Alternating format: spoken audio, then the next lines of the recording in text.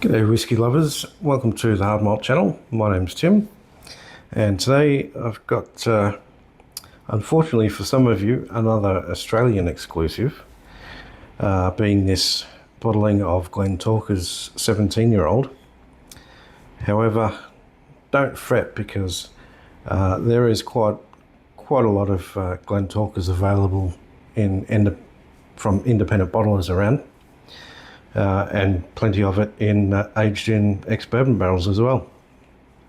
Now, this one was part of a 3 whiskey series brought to us by the Whisky Club Australia. And in this series we had this Glentauchers 17-year-old, a Milton Duff 17-year-old, and a Glenbergie 17-year-old. All 3 being allegedly the major components of the Ballantine's 17-year-old blend. So this gave us an opportunity to try 3 of the major components separately and get a bit of a feel for what those different distilleries offer.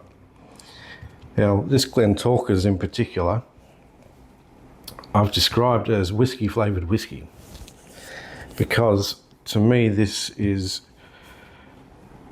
just evokes that flavour profile and aroma of exactly what you would expect from Scotch whiskey. And this one is also very welcoming to those beginning their whiskey journey as well. There's really nothing to challenge that anybody would find challenging, but it really shows you what a good quality single malt whiskey can be. So this one, the Glentauchers, straight away, the nose is full of different orchard fruits, but the one that really stands out a lot to me is apricot. And I mean very specifically apricot with the skin on. All the other orchard fruits are present. You've got some apple, you've got some peaches. But for me, the apricot note is really standing out, as well as some biscuity sort of cereal notes as well.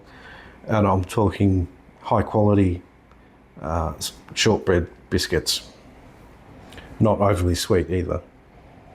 Even though the nose on this, you could argue that it's a sweeter style whiskey, but yeah, it's not overly sweet. It's just so easy to nose this one. I forgot to mention, this is bottled at 48%. It tells us it's non-chill filtered. It doesn't tell us its natural colour, but looking at the colour of that, I highly doubt that there's any colorant in that. It's 17 years in a ex-bourbon barrel.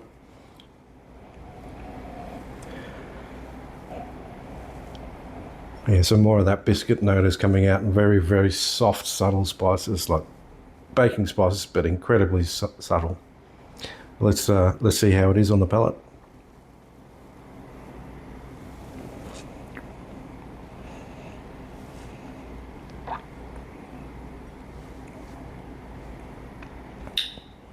Starts off just ever slightly sweet on the palate. Develops with some of that biscuitiness coming through. The fruits are all still there as well. I'd probably say I get a little bit more melon flavour on the palate as compared to the nose. You've still got some of the orchard fruits coming through as well. It's got a good finish. The finish is just slightly warming. The fruit flavours are still coming through on the finish. Mostly the orchard fruits again, with a little bit of that spice, a little bit of nutmeg perhaps, bit of vanilla as well.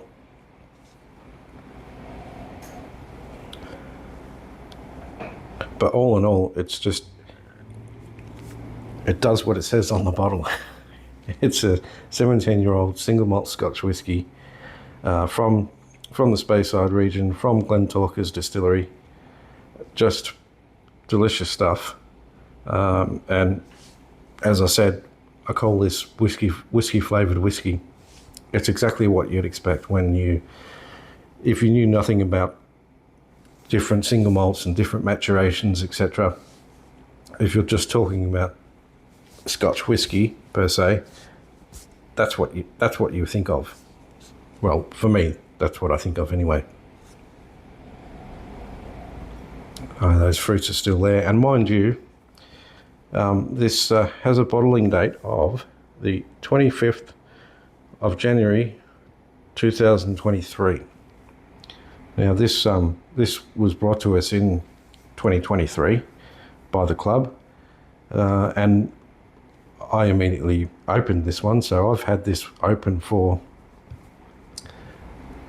just over 3 years now. We're in February 2026 when I record this. So this has been open for just over 3 years. It's been at various stages of disrepair, shall we say, but it's still as bright and luscious as ever. So no, there's been no issues with keeping this bottle open for so long. That just goes to say, unchill filtered whiskey can really last, especially when it doesn't have colour in it.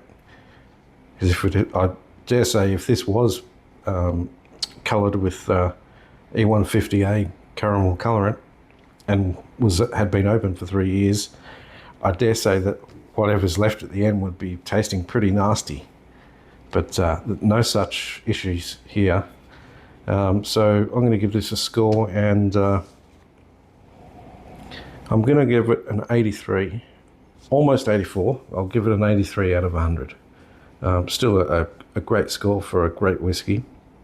And perhaps down the track I'll review the other two Ballantine's releases that I have, being the Glenbergie and the Milton Duff. But until then, Slan Javar.